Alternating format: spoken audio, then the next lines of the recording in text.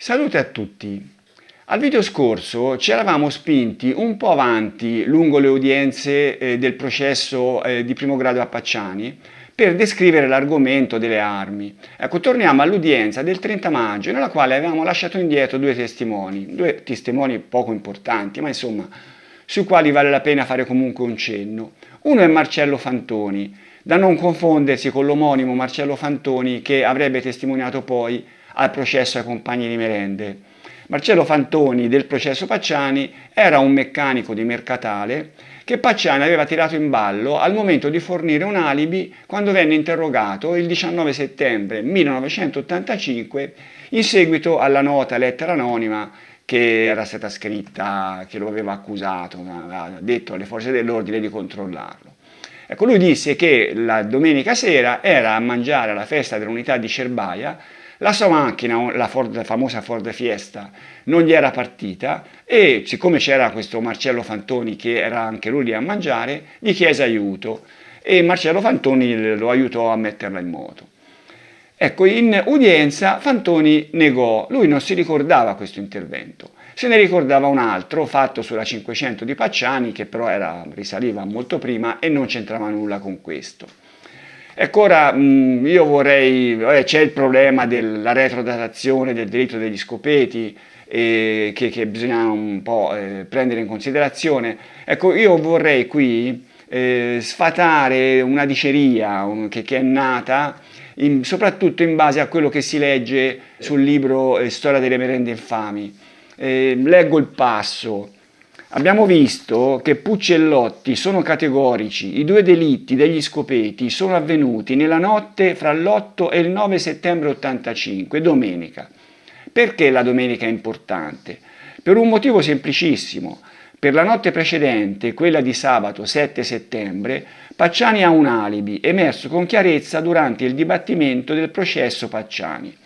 Il sabato 7 settembre Pietro Pacciani fino alla tarda sera si trovava con la famiglia alla festa dell'unità di Cerbaia.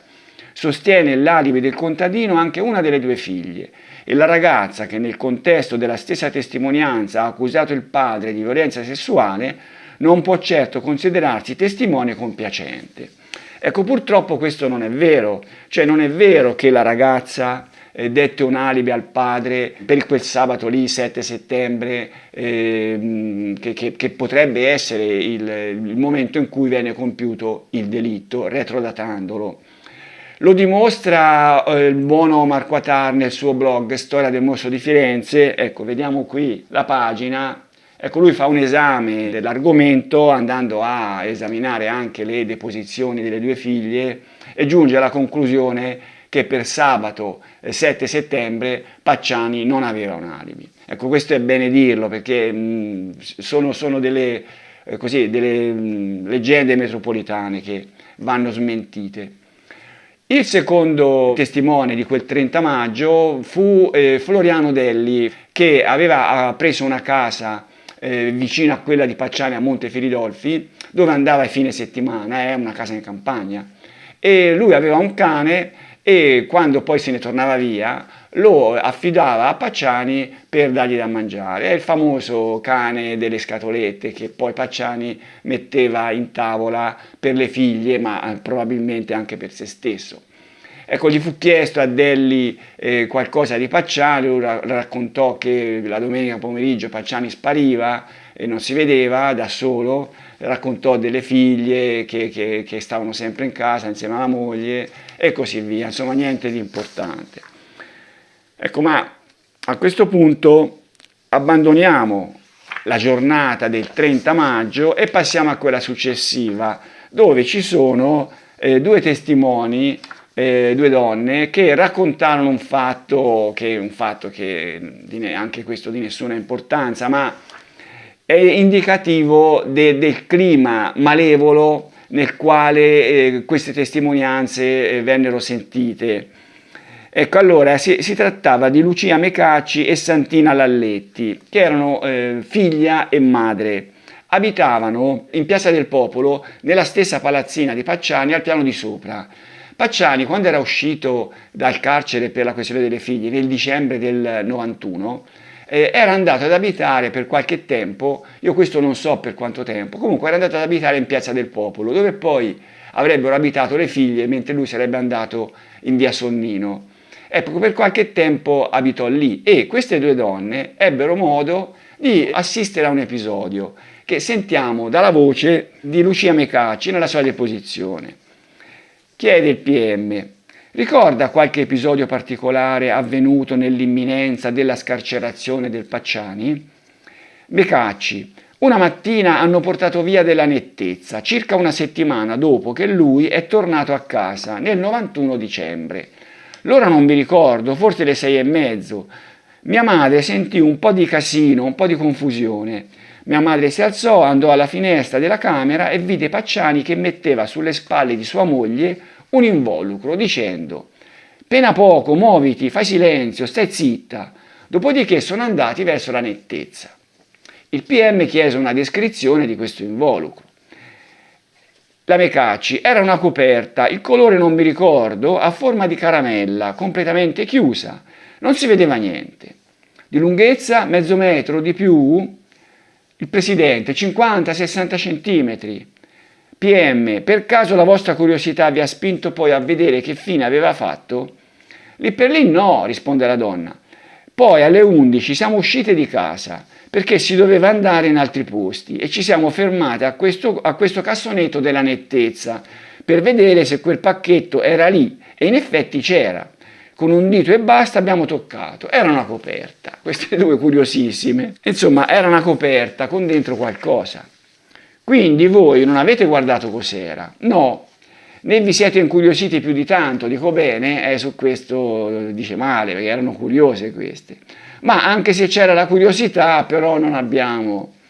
Ecco, era questo il punto, come mai? Come mai se c'era la curiosità non avete guardato? Avete avuto qualche paura?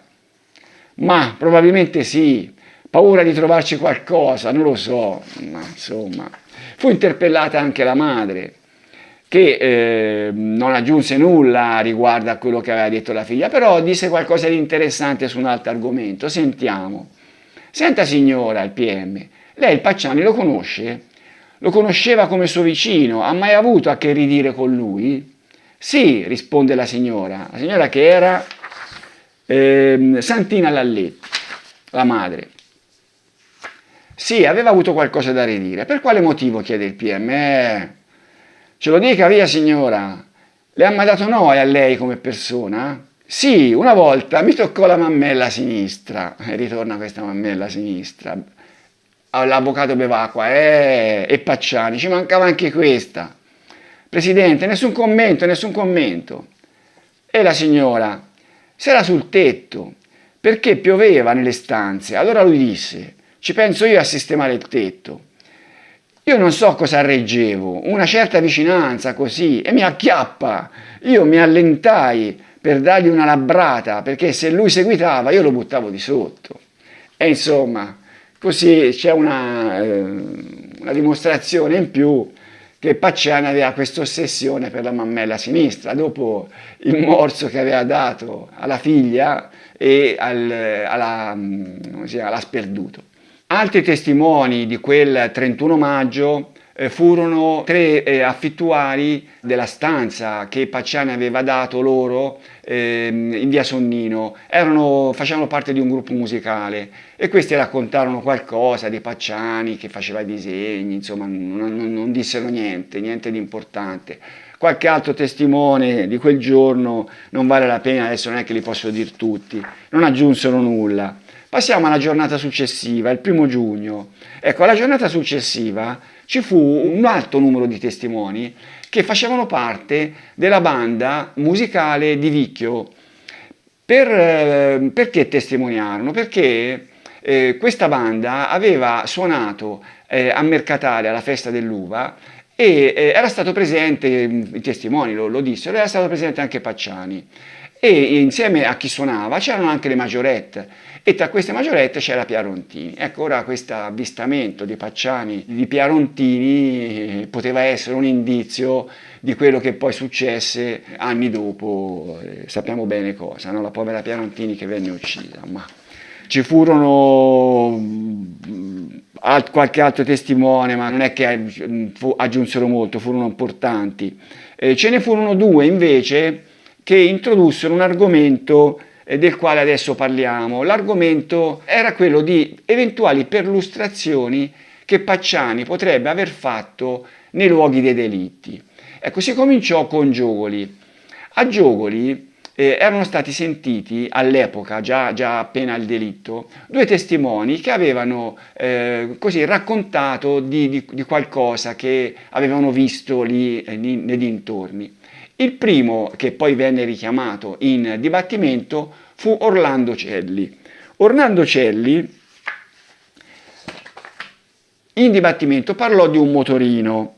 Ecco, ricordo che Pacciani aveva avuto un motorino, un Cimatti Minarelli. Ecco, all'epoca, negli anni 60-70, c'erano queste case costruttrici, diciamo, di motorini che non costruivano nulla, praticamente montavano questi motorini comprando i pezzi dalle varie case che li producevano, telai, serbatoi e anche motori. La Cimatti era una di queste ditte, erano assemblatori. Di motori ce n'erano sostanzialmente due di quelli che venivano montati da queste case, i Minarelli e i Franco Morini. Ecco, questo Cimatti era uno di questi motorini montato così, e il motore era Minarelli. Ecco perché Cimatti Minarelli. Pacciani disse che lo aveva recuperato, era quasi un rottame, l'aveva messo a posto per la figlia, che però poi non l'aveva usato, si era dimostrata incapace di usarlo. Io credo che il motorino fosse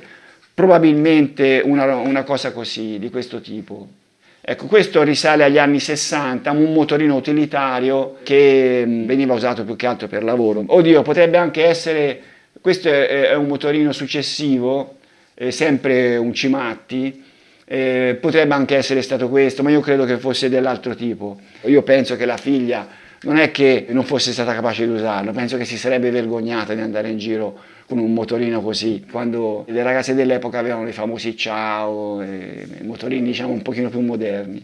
Chi era Orlando Celli? Orlando Celli, ho detto, era un testimone che venne sentito subito nell'immediatezza del delitto e raccontò di aver visto un personaggio al sabato mattina, a delitto già avvenuto, fermo accanto al furgone e con vicino una macchina che mi sembra che gli era parsa una A112 o una Mini.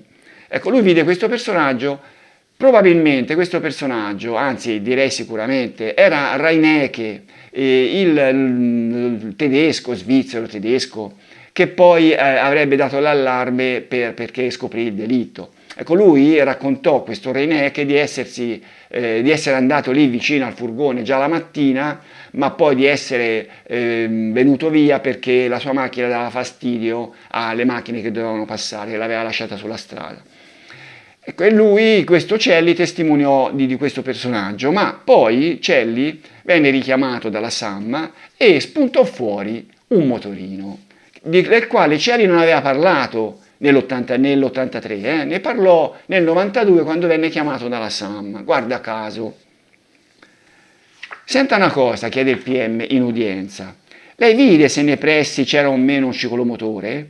No, quello lo notai dopo un paio di giorni, tornando a casa, per cui non il sabato, ma un paio di giorni, domenica, lunedì, lui vide questo motorino. E com'era questo ciclomotore? Era un Beta Pacciano aveva un Cimatti. Un Beta, cioè? Ma ora la marca. Sì, no, la forma, di quelli per intendersi con il serbatoio davanti? Chiede il PM. Sì, bravo, davanti, sì. Tondo. Sì. Il colore se lo ricorda? No. Non ricorda di aver detto alla polizia anche il colore? Ma può darsi, ma ora sono già... Ho capito, però lei a suo tempo ha detto che era di colore rosso. Io mi ricordo del serbatoio di colore rosso, poi il resto non...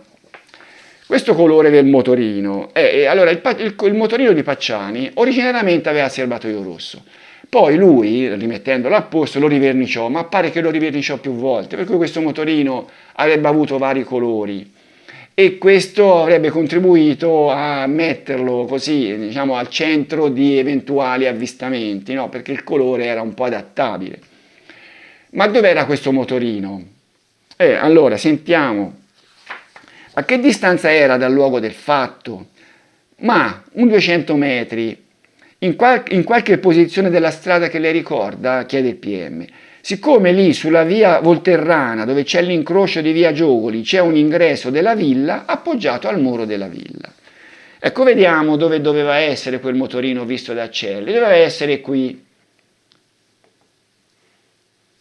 Ecco, qui c'era all'incrocio tra la via Volterrana e la via di Giogoli un cancello, il cancello principale di ingresso alla villa, che poi aveva questo lungo viale. Ecco, il motorino, dice Celli, era lì appoggiato al muro. Io sembra di capire al muro esterno. Ma di questo motorino parlò poi anche il testimone successivo, Amelia De Giorgio. Ecco, Amelia De Giorgio abitava all'interno di Villa La Sfacciata. Anche lei era stata sentita nell'immediatezza del delitto e lei però già da allora aveva parlato di un motorino e soltanto del motorino. Sentiamo quello che disse in dibattimento. Ricorda, signora, se in quel luogo o nei pressi ha visto un motorino? Ricordo quando i carabinieri sono venuti a chiederci se avevamo sentito qualcosa o visto qualcosa. Ci siamo ricordati di aver visto un motorino fermo al cancello della villa da qualche giorno. Ricorda quando l'aveva visto questo motorino? Qualche giorno prima dell'accaduto, attenzione, qualche giorno prima del delitto. Cosa ha memorizzato di questo motorino? Che tipo era? Se aveva colore? Era un motorino vecchio, questo me lo ricordo, un motore che aveva i motori davanti, rigonfi. PM, quindi forse era un serbatoio. Eh sì, forse è il serbatoio, non lo so. Di che colore era? Sul colore non sono assolutamente sicura. Era chiaro o scuro? Più sullo scuro. Senta signora, è vero che lei alla polizia giudiziaria disse era di colore rosso sbiadito? Eh sì, sul rosso sbiadito, scusi. E allora su questo colore, sulle modalità di riconoscimento, gli avvocati di Pacciani fecero una piccola battaglia con questa signora. Insomma, non c'era sicurezza sul colore che si voleva attribuire al motorino di Pacciani. Ma la collocazione temporale di questo avvistamento è più importante. Ecco, la signora, come ho detto, disse di averlo visto 2 giorni prima del delitto. Ecco, teniamone conto. La signora raccontò anche che un'altra persona aveva visto questo motorino, una persona che non era stata mai sentita, che abitava anche lei all'interno della Villa La Sfacciata, Adriana Sbraci. Questa Adriana Sbraci fu chiamata, non faceva parte della lista dei testimoni e testimoniò il 7 di giugno. Allora anche lei aveva visto questo motorino, sulla collocazione temporale non si ricordava, ma disse qualcosa in più su dov'era. Ricorda il fatto? Chiede il PM. Sì, ricordo di aver visto un motorino. Ricorda quando, innanzitutto? Non me lo ricordo. Ricorda in quali circostanze e dov'era questo motorino? Era dentro il cancello del viale. Cioè c'era questo cancello che dava accesso alla villa, abbiamo visto con questo lungo viale, il motorino era dentro. Della vostra casa? Della nostra casa, sì, era appoggiato da qualche parte, sì, era appoggiato a un ulivo. Le fanno vedere una foto, guardando la foto era dalla parte sinistra, 30 metri, forse meno, 15 metri dentro il viale. PM, dentro la vostra proprietà? Sì, ma non è che era un motorino di qualcuno di voi. La Sbraci no. Qualcuno che era entrato dentro, qualcuno che l'aveva lasciato lì, certo. È più o meno normale che qualcuno entri e lasci cose, o vi sembrò strano, intendeva il PM. All'epoca, siccome rimaneva sempre aperto il cancello perché non era automatizzato, quindi succedeva. Era di giorno quando l'ho visto io di mattina. Allora, vediamo un po' questo motorino. Questo motorino, che probabilmente era lo stesso visto dalle 3 persone, era stato visto dentro il cancello della villa 2 giorni prima del delitto e poi era stato visto 2 giorni dopo fuori dal cancello appoggiato al muro. Sì, ma fosse o non fosse di Pacciani, questo motorino cosa c'entrava con il delitto? Ecco, ora teniamo conto che i ragazzi erano arrivati giovedì sera su quella piazzola, avevano dormito il giovedì sera e il venerdì sera erano stati uccisi. Per cui che il mercoledì, il giovedì, anche la giornata di giovedì, ci fosse stato un motorino lì e evidentemente, supponiamo Pacciani, in giro a perlustrare su quella piazzola, non aveva senso. Cioè quello non era un posto di coppiette. Sì, c'era questa piazzola lì, poteva ogni tanto fermarsi qualche coppietta, ma cioè, non era un posto dove magari intorno c'erano altri luoghi dove ci potevano essere altre coppiette e poteva essere appetibile per le perlustrazioni del mostro, no? Che poteva andare lì a vedere se trovava qualcuno. Cioè, insomma, lì c'erano stati questi tedeschi, avevano avuto la sfortuna di fermarsi lì a dormire e erano stati uccisi. Evidentemente il mostro li aveva visti passando. Cioè, insomma, delle perlustrazioni preventive non avevano senso. E poi tantomeno che poi Pacciani o il mostro, fosse andato successivamente lasciando lì il suo motorino in bella vista. Per cui mi sembra che proprio che il motorino fosse o non fosse di Pacciani, questo avvistamento non avesse avuto nessuna rilevanza. Una maggiore rilevanza potrebbe aver avuto invece qualche avvistamento, in questo caso di Pacciani, a Scopeti. Ecco, prima di passare agli avvistamenti di Scopeti, chiudiamo quella giornata del 1° giugno con altri testimoni, ma che testimoni poco importanti. Ci fu un certo Vincenzo Trancucci che era stato convivente della Sperduto. Ci furono due ragazze che facevano footing, che videro Pacciani dove poi venne trovata dove era stata trovata l'asta guidamolla e poche altre cose, insomma, testimoni poco importanti. Ci fu una sospensione di alcuni giorni. Arriviamo al 6 giugno, dove si ebbero delle deposizioni riguardanti presunti avvistamenti di Pacciani a Scopeti.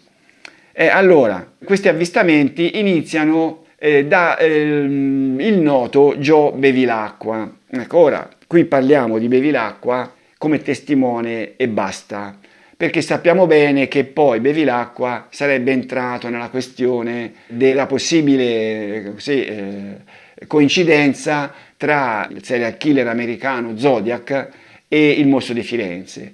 E entrambi sarebbero stati proprio lui, sto Gio Bevilacqua. Questa è una questione che adesso è venuta un po' di moda e sulla quale dovrò fare un video, no? Per andare a vedere che cosa c'è dietro questa teoria dell'acqua, diciamo questi ritagli della rivista di gente che avrebbero avuto sotto questa storia dell'acqua. Io penso che non ci sia niente però questo qui farò un video apposito prima o poi, è un argomento che vale la pena di affrontare. In questo momento lasciamolo perdere, cioè Gio Bevilacqua fu un testimone di un presunto avvistamento di Pacciani a Scopeti. Ecco, allora, leggiamo il mio saggio. Giuseppe Bevilacqua era un italo-americano addetto negli anni '80 alla custodia del cimitero americano di Firenze, dove riposavano più di 4.000 soldati morti in Italia durante la Seconda Guerra Mondiale. Nel luglio 1992 il test si era messo spontaneamente in contatto con le autorità per raccontare fatti che riguardavano l'uccisione dei due francesi e il 14 le sue dichiarazioni erano state verbalizzate. Innanzitutto, 2 o 3 giorni prima dell'omicidio, quindi o il venerdì o il giovedì, ma in sentenza il giudice di primo grado intese il mercoledì, percorrendo via Scopeti in auto verso le 9:30 del mattino, Bevilacqua aveva potuto notare la coppia accampata a una distanza di 500-600 metri dal luogo del delitto. Forse 2 giorni dopo, percorrendo la medesima strada, aveva visto che i due si erano spostati sulla piazzola dove poi sarebbero stati uccisi, ma la tenda era stata montata più vicina alla strada, tanto da indurre Bevilacqua a chiedersi come potessero dormire con le auto che transitavano così vicine. Ma il fatto importante venne dopo. Ecco come lo racconta la sentenza di primo grado. E questo è presunto avvistamento proprio di Pacciani. Aveva poi proseguito giungendo al segnale di stop posto all'incrocio con via di Faltignano, svoltando a destra in direzione di Chiesa Nuova. Percorse alcune centinaia di metri in un punto dove vi era una curva a sinistra e delle abitazioni sulla destra, Da una stradina sterrata che confluiva sulla destra aveva visto una persona venire a piedi verso la sua direzione. Ecco, vediamo qui dove era questo punto. Via Scopeti, vediamo via di Faltignano, poi questa grande curva a sinistra con delle case lì sulla destra e lì ci fu l'avvistamento. Lo vediamo meglio in quest'altra immagine da Google Earth. Eccolo lì, c'è una distanza di parecchie centinaia di metri dalla zona del delitto. Il Bevilacqua descriveva l'individuo come di corporatura robusta, età sui 50 anni, incipiente calvizie, capelli pettinati all'indietro, colorito abbronzato sul roseo, come di persona abituata a stare all'aria aperta. Costui indossava un paio di pantaloni e una camicia di colore tra il verde e il marrone, tanto da sembrare la divisa di una guardia forestale o di un dipendente ANAS. Poiché nei lunghi anni di servizio nella zona aveva conosciuto molte di tali persone, aveva rallentato la marcia fino a fermarsi, guardando l'individuo che distava da lui circa una decina di metri. Questi, peraltro, sentendosi osservato, aveva fatto un repentino dietrofront e si era inoltrato nel campo coltivato sottostante la strada, allontanandosi verso il bosco. Mentre l'uomo si voltava, egli aveva potuto notare che aveva un naso di forma aquilina, comunque non era persona da lui conosciuta. Ecco, durante la verbalizzazione del 1992 a Bevilacqua era stata mostrata una foto di Pacciani e lui lo aveva riconosciuto, dicendo così: posso dire che la persona da me vista nel viottolo che ho precedentemente descritto aveva una certa somiglianza con la persona della foto. La fronte e il naso mi ricordano qualcosa, ma dato il tempo trascorso e la repentinità con cui l'uomo si è girato, non mi consente di essere più preciso. Ecco, Bevilacqua depose il 6 giugno e in quell'occasione fu molto più sicuro di questo avvistamento, cioè che quella persona era Pacciani. PM, oggi lei in quest'aula vede qualcuno che, sia pure con le sembianze di oggi, assomiglia a quella persona? Sì. E chi è? Signore, lì accanto all'avvocato. Diamo atto che è Pacciani, dice il presidente. PM, e ci vuole spiegare come mai lo riconosce? Quali sono le caratteristiche somatiche che gli assomigliano? Il naso, i capelli, dove c'è la faccenda sopra, dice Bevilacqua. L'attaccatura? La stazzatura è qui davanti, sì. Non ho altre domande, grazie. Insomma, Bevilacqua era un italo-americano, non è che parlasse benissimo l'italiano. Bevilacqua manifestò parecchie incertezze nel controinterrogatorio con Bevacqua sull'altezza, perché l'altezza aveva detto che era un po' come la sua, ma la sua altezza era di 10 cm più alta di quella di Pacciani. Anche sui capelli ci furono delle contestazioni, perché nel 92 aveva detto che aveva una calvizie incipiente, ma Pacciani non aveva una calvizie incipiente. E anche su questo ci furono contestazioni. Allora, diciamo che queste incertezze di Bevilacqua sulle caratteristiche del personaggio potevano essere imputate alla brevità dell'avvistamento. Però questo dall'altra parte fa anche pensare che gli elementi a favore anche loro andrebbero visti comparandoli alla brevità dell'avvistamento. Insomma, in quell'occasione e poi dopo tutti quegli anni che Bevilacqua avesse riconosciuto Pacciani è un po' una cosa poco credibile, anche perché non è che il riconoscimento fu fatto subito, il riconoscimento fu fatto poi dopo, nel 92, questo riconoscimento un po' dubbioso, dopo che Pacciani era comparso sui giornali. Insomma, c'è il sospetto che con Bevilacqua siamo sempre nella stessa storia, no? Cioè di qualcuno che recupera un antico avvistamento dopo che vede Pacciani al centro dell'attenzione sui giornali e gli sembrò di aver visto Pacciani. Ora il personaggio, al di là poi di quello che sarebbe successo in tempi recenti, adesso è morto mi sembra Bevilacqua, era un personaggio un pochino estroso, lo si capisce anche da quello che poi lui raccontò. La sera che sono stati ammazzati i francesi, io ho 2 cani da guardia, Io a quell'epoca abitavo più o meno fra i 100 metri sotto il luogo dove sono stati ammazzati. Io non so dove abitasse, però il cimitero è a 500 metri, il cimitero americano, a 500 metri dalla piazzola. I miei due cani, uno è campione di difesa d'Italia, volevano saltare la rete, che è quasi 2 metri e mezzo d'altezza, e non li lasciavo andare perché i cani con i recchi forse sentiva i francesi urlare e io osservavo e mettevo i cani a catena perché teneva paura, perché se attaccavano qualcuno. Dopo, quando io ho sentito la mattina nella radio in tutto della faccenda, io volevo parlare con un poliziotto per spiegare che è possibile più o meno l'orario. Cioè, insomma, quello che disse Bevilacqua fu che i suoi due cani, avevano sentito qualcosa, insomma, durante il delitto. Ora sappiamo che quel delitto non era di domenica sera, comunque supponendo anche che fosse di domenica sera, ma questa storia dei cani che avevano sentito il delitto, ma chi lo sa, è un po' una suggestione forse dell'uomo.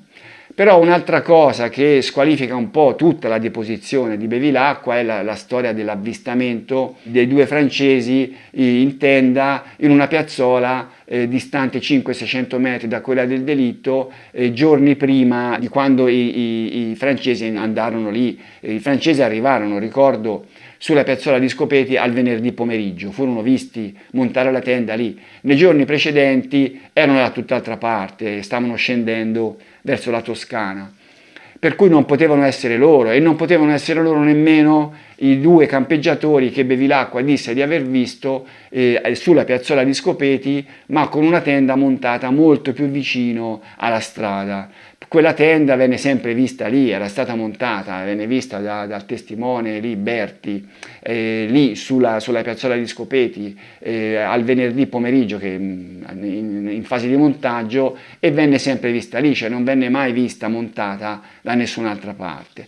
Per cui insomma anche questo fa pensare che Bevilacqua si fosse un po' inventato queste cose qua, no? Ecco, diamo il giudizio di Ferri su questo personaggio. Secondo Ferri, che è il giudice di secondo grado che poi assolse Pacciani, si tratta dell'ennesimo nefasto prodotto delle suggestioni dei mezzi di informazione e delle pressioni degli inquirenti.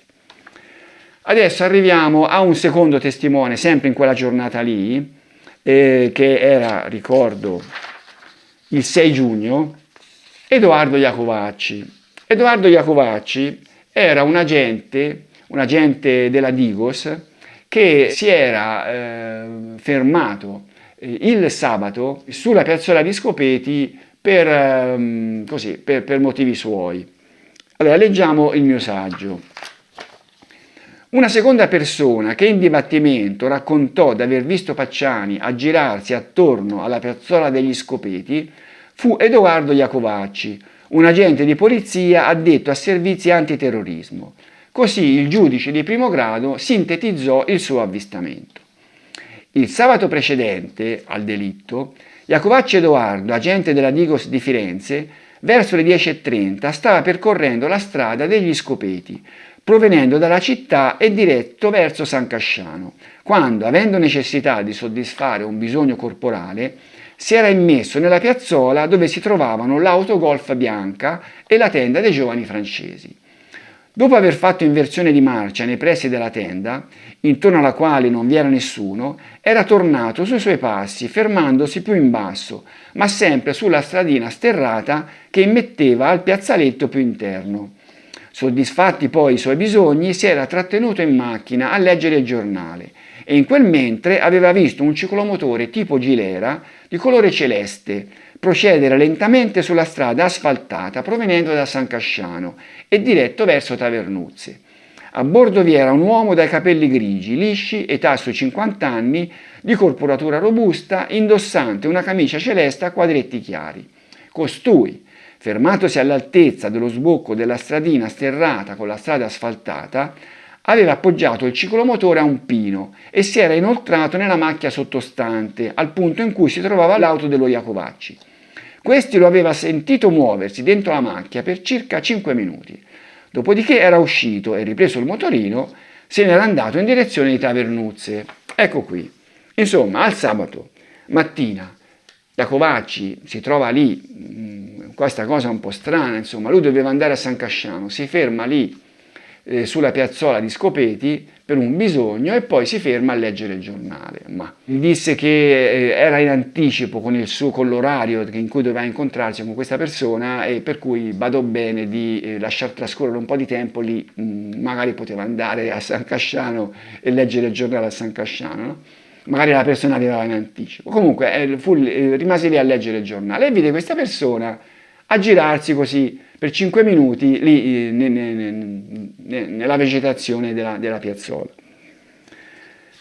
Da buon agente di polizia, convinto che l'episodio potesse aver avuto attinenza con il delitto scoperto 2 giorni dopo, a suo dire Iacovacci avrebbe redatto una relazione di servizio, trasmettendola sia ai dirigenti della Digos sia a quelli della squadra mobile, della quale però non seppe più nulla. Ma allora questa relazione di servizio che Iacovacci diceva di aver redatto per i suoi superiori non venne trovata, ma a un certo punto fu Iacovacci stesso che la trovò una sua copia che aveva tenuto per sé nella propria abitazione, fortunosamente.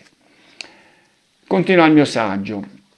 Nonostante il grande valore dato all'avvistamento dal giudice di primo grado, al di là della dichiarazione di una certa somiglianza, non si può dire che mai Iacovacci avesse ammesso d'aver riconosciuto Pacciani nel personaggio di Scopeti, neppure in dibattimento, dove peraltro cercò di aggiustare il tiro su alcuni particolari poco combacianti.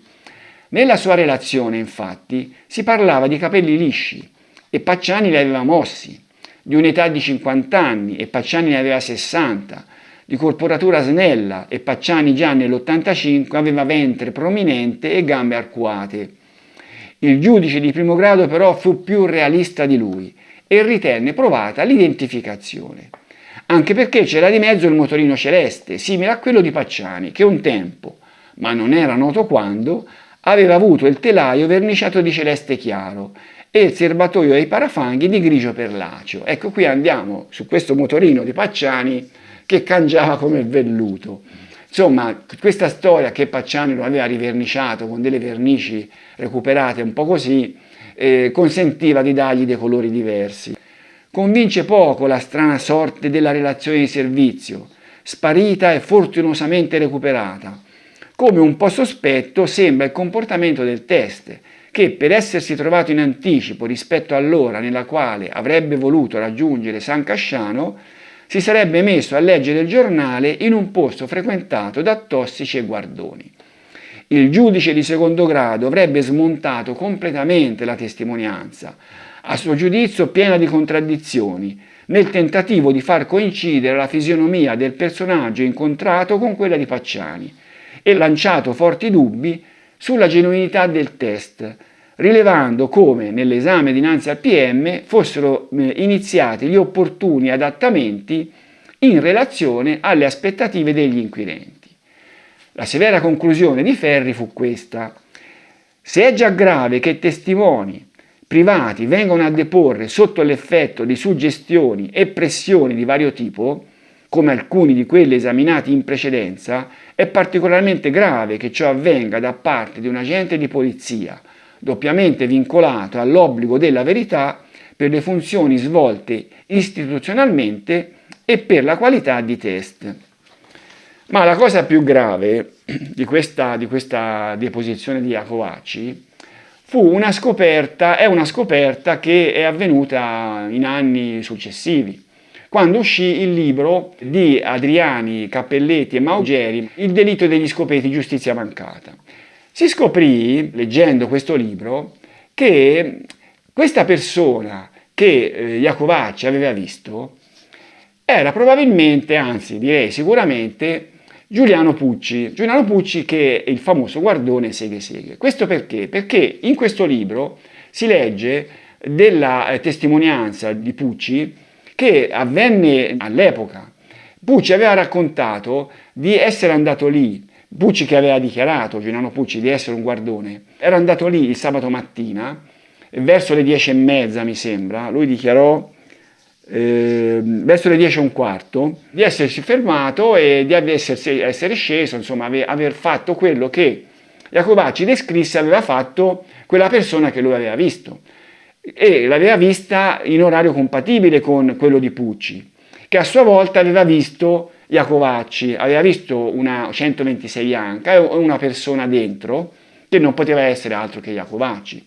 Nel libro si legge che non fu appurato se Iacovacci avesse avuto una 126 bianca, però non è che insomma l'uno descrisse l'altro, no? In poche parole. Ma la cosa più grave è che questo Giuliano Pucci non aveva un motorino, aveva una Vespa 125. Ah, si può confondere un motorino, Iacovacci disse poteva essere un Gilera, poteva essere un Beta, cioè un motorino si può confondere con un altro, ma non si può confondere un motorino con una Vespa. Insomma, se Giuliano Pucci era lì con una Vespa, allora vuol dire che qualcuno aveva detto qualcosa che non era vero. Ma adesso passiamo all'ultimo testimone relativamente agli avvistamenti, presunti avvistamenti di Pacciani a Scopeti, Italo Buiani. Dobbiamo fare un salto in avanti di 3 settimane, perché questo Buiani testimoniò all'udienza del 29 giugno. Al riguardo delle supposte perlustrazioni di Pacciani attorno al luogo dove furono uccisi i 2 francesi, va infine presa in esame la testimonianza di Italo Buiani. Il venerdì sera precedente l'omicidio, l'uomo stava percorrendo via Scopeti in direzione San Casciano, suo paese di residenza, quando circa 350 metri prima della tragica piazzola si vide tagliare la strada da un'auto uscita improvvisamente dal bosco sulla destra, mentre si immetteva in strada con direzione opposta alla sua. Ecco, proviamo a immaginare dove potesse essere questo posto. Ecco, secondo me il posto era questo. Ecco, c'è questa stradina che si immette su via Scopeti, probabilmente era proprio quella. La distanza è di 600 metri circa. Lui parlò di 350, ma insomma non è che c'è la differenza, è così abissale. Per evitare l'impatto, Buiani fu costretto a una brusca frenata, riuscendo a fermarsi ad appena un paio di metri dall'ostacolo, che alla luce dei fari ebbe modo di vedere bene. Si trattava quasi certamente di una Ford Fiesta bianca, con una riga rossa sulla fiancata, guidata da un uomo del quale il test fornì un ritratto assai confuso, così sintetizzato dal giudice di primo grado. Persona non di grossa statura, ma di grossa presenza, molto robusto, molti capelli poco grigi, non molto bianchi, pettinati all'indietro, distinto nel senso di molto ben tenuto, il naso molto accentuato, carnagione scura, nel complesso un uomo in carne, un uomo con una certa mole che a suo giudizio poteva avere 40-45 anni. Ora già si deve, poi magari ci torneremo, però si deve pensare, no, che questa persona si trova improvvisamente di buio, di notte, questa macchina che gli taglia la strada, frena e si ferma a 2 metri dalla macchina. Si può immaginare in quale stato d'animo, cioè col cuore che gli batteva a 1000. Questa macchina sta lì un attimo, cioè non è che si ferma la macchina se ne va e prosegue. Ecco, in quei secondi lui avrebbe potuto vedere tutti questi particolari di quest'uomo, giudicare la corporatura, i capelli, l'età, cos'è che disse? Insomma, continua il mio saggio. Dopo la notizia del delitto, Buiani si recò in questura per raccontare l'accaduto, ma rimase deluso dalla poca considerazione ricevuta. Così disse, no, in dibattimento. Io cercai di descrivere questa persona, raccontai tutto, non venne fuori quasi niente. Forse non ero capito, forse mi sarò spiegato male io. Non fui preso molto in considerazione. Fecero uno schizzo, cercarono di fare un identikit che io contestai subito, perché non venne fuori quello che avevo visto. E allora pensiamo un po' a quello che successe nell'immediato. Cioè, allora lui ebbe questo avvistamento che, ricordo, era il venerdì sera. E non fu preso molto in considerazione, ma io penso che la cosa fosse abbastanza comprensibile, visto che non aveva avuto modo di capire, di vedere questa persona per poter fare un identikit. Insomma, evidentemente chi cercò di fare questo identikit si trovò nell'impossibilità di farlo. E il test ci rimase molto male. Cioè ci rimase male e questa cosa gli rimase sul gozzo, come si dice, no? Per diverso tempo, fino a che come per tanti altri, arrivò il momento della riscossa. E quando fu il momento della riscossa? Il momento della riscossa fu quando Pacciani cominciò a comparire sui giornali. Il testo lo vide in foto sui giornali e disse: ah, guarda qua, era proprio lui. Continua il mio saggio. Ma nel 1992, vedendo su un giornale la foto di Pacciani, l'uomo ebbe un sussulto. Il personaggio visto 7 anni prima era proprio lui. Il giudice di primo grado assegnò grande importanza al racconto di Buiani, considerandolo un altro contributo significativo alla ricostruzione di quel che stava avvenendo nella zona degli Scopeti nei giorni che avevano preceduto l'assassinio dei giovani francesi. Ma con un minimo di riflessione non si può far altro che dissentire.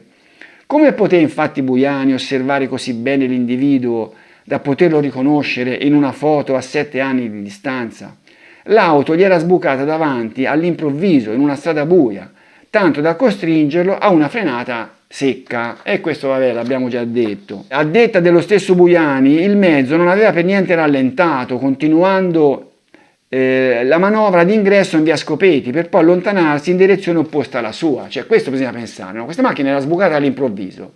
Non è che si era fermata e lui, inchiodando, se l'era trovata davanti e era rimasta lì. No, questa era andata avanti. Per cui si può immaginare il tempo che lui aveva avuto a disposizione in quel momento per vedere l'individuo. In quelle condizioni, come poteva osservare l'uomo seduto alla guida, riuscendo addirittura a valutarne altezza, corporatura, portamento, colore della pelle, pettinatura, colore dei capelli? Se il disegnatore della polizia non riuscì a eseguire un identikit soddisfacente, il motivo era proprio quello della eccessiva fuggevolezza dell'incontro. Il testimone, più che descrivere l'uomo, aveva cercato di immaginarselo. Si può anche aggiungere a riprova che nessun verbale fu compilato. Negli archivi della SAM c'era soltanto il disegno quello fu trovato, che del resto non doveva assomigliare per nulla a Pacciani, altrimenti l'accusa avrebbe ben rimarcato la provvidenziale coincidenza e non lo fece. Ecco, evidentemente quel disegno che rimase agli atti non assomigliava a Pacciani. Il caso di Italo Buiani era con tutta evidenza quello di una persona molto sensibile, desiderosa di collaborare a tutti i costi alla soluzione di un tragico fatto, dal quale si era lasciata molto impressionare. In aula l'uomo riferì di aver avuto un brutto presentimento in conseguenza dell'episodio vissuto, come gli era accaduto prima di un incidente nel quale era rimasto coinvolto il figlio, e su domande specifiche affermò di essere un sensitivo, pur non esercitando. E questo ci fa pensare che la persona potesse essere eccessivamente emotiva in questo suo desiderio di aiutare. Lui disse che quel venerdì sera ebbe un presentimento su quello che poi sarebbe successo. Un presentimento che aveva avuto anche in un caso precedente in cui poi il figlio aveva avuto un incidente. È un presentimento in virtù del suo essere un sensitivo. Dopo la delusione di non essere stato preso sul serio in questura, nel profondo del proprio animo l'uomo non si era rassegnato. Io l'ho inseguita questa immagine per circa 7 anni, che mi è rimasta dentro. Cioè in questi 7 anni l'uomo ci aveva avuto sempre questo avvistamento, lui era convinto di aver visto qualcosa di importante. E quando uscì Pacciani, l'immagine di Pacciani, questa associazione venne fuori spontanea, insomma fu spontanea. Quindi non c'è da stupirsi se il suo inconscio si lasciò suggestionare dalla foto di Pacciani vista sul giornale. E non esistendo un verbale allegato all'identikit, non si può neppure dare per scontato che l'auto vista fosse stata davvero una Ford Fiesta bianca con riga rossa sulla fiancata, proprio come quella posseduta da Pacciani. Questo bisognerebbe dire che se davvero quella macchina fosse stata una Ford Fiesta con una riga rossa sulla fiancata, allora si potrebbe pensare che, insomma, è possibile che fosse stata quella di Pacciani, perché non è che fosse una macchina diffusissima. Tempo dopo sarebbe uscito un testimone che avrebbe visto effettivamente una Ford Fiesta con una riga rossa, che poteva essere anche questa, ma questa è una cosa che vedremo poi. Comunque sto parlando di Zanetti. C'è un ulteriore elemento di perplessità sulla testimonianza di Buiani. In un paesone come San Casciano sembra difficile che l'individuo non avesse mai avuto modo di notare un personaggio così appariscente e chiacchierato come Pacciani, prima e dopo l'uccisione dei francesi, tanto più che suo figlio era stato compagno di scuola, alle medie, quindi prima del 1985, di una delle figlie dell'altro. Insomma, cioè Buiani abitava a Mercatale, no a San Casciano, adesso non ricordo, ma in ogni caso il suo figlio era stato a scuola con la figlia di Pacciani. Allora, lui è possibile che non avesse mai visto Pacciani e non avesse potuto fare questa associazione di quel personaggio che aveva visto lì quel venerdì sera prima del delitto con Pacciani che doveva aver visto più volte. Lo stesso testimone riferì di aver partecipato a qualche riunione scolastica dove non avrebbe mai visto Pacciani, la cui perenne assenza sembra però molto strana, considerando che difficilmente sarebbe potuta andare la moglie mentalmente disturbata. Insomma, io non so, questo non è agli atti, no, però Pacciani non andò mai a queste riunioni scolastiche dove c'era appunto dove c'era la figlia che era compagna di scuola di questo figlio di Buiani che andava a queste riunioni. Bisogna pensare che a queste riunioni sicuramente non andava l'Angiolina non era in grado di poter andare insomma sappiamo che aveva dei problemi. Per cui o non ci andava nessuno o ci andava Pacciani. Io penso che qualche volta Pacciani ci sarà andato, per cui i due, insomma, una volta o l'altra, avranno avuto occasione di essersi visti, no? È possibile che quando vide questo personaggio non lo associò già in quel momento a Pacciani che doveva aver già visto diverse volte? La cosa pare molto strana. Comunque direi che sulle perlustrazioni di Pacciani a Giogoli e a Scopeti possiamo chiudere qua. Cioè non è un elemento irrilevante questo, no? Perché se si pensa a tutto quello che abbiamo visto prima di queste perlustrazioni, di queste testimonianze, erano tutte cose che non avevano, diciamo, nessun legame diretto con i delitti. In questo caso avremmo avuto un legame diretto, perché è vero, sì, non è che Pacciani era stato visto uccidere, però sarebbe stato visto nei pressi di questi luoghi e questo, insomma, in qualche modo costituiva un pur piccolo legame diretto, però abbiamo visto che su queste perlustrazioni diciamo, erano testimonianze molto tirate per i capelli. Nel prossimo video vedremo che cominciarono ad arrivare dei testimoni che associavano Pacciani a Miranda Bugli. Sappiamo che Miranda Bugli aveva abitato all'Astra a Signa, per cui c'era questa coincidenza con il delitto di Signa, e sappiamo che Miranda Bugli era stata la fidanzata di Pacciani e compagnia bella. Comunque questo lo vedremo nel prossimo video. Vi saluto.